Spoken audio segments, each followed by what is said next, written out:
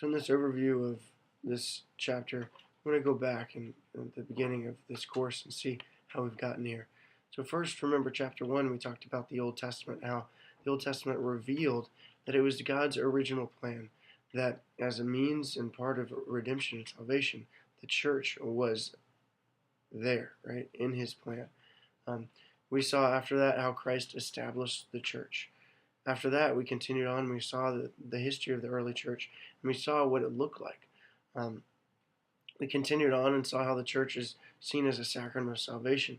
That is, it's the means in which grace is received, and also that the apostles and the church received from Christ a commission to govern, to teach, and to sanctify. So we looked at the governing body of the church. We looked at the church authority as teacher and magisterium, and we looked at the church's role as bringing grace right to the world and what that means with salvation and no salvation outside of the church. Last chapter, we talked about the 4 marks of the church, and that there are a lot of churches that are Christian that are different today, right?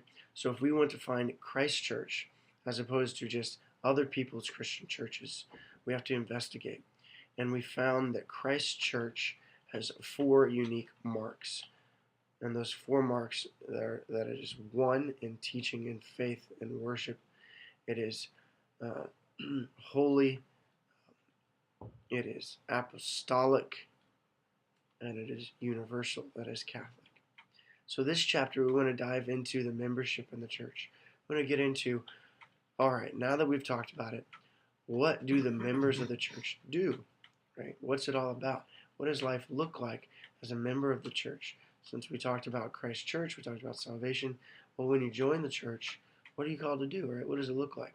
How do we continue on? How do we get to heaven through the church? That's what this chapter is all about.